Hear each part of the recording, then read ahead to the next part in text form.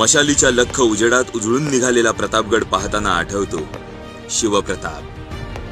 खानाच्या रूपात एक प्रचंड मोठं वादळ घोंगावत स्वराज्याची मशाल विझवण्यासाठी झेपावलं खरं, पण मराठी दौलतीच्या आदिशक्ती भवानीचा आशीर्वाद त्या मशाली भोवती कोट स्वरूप उभा होता.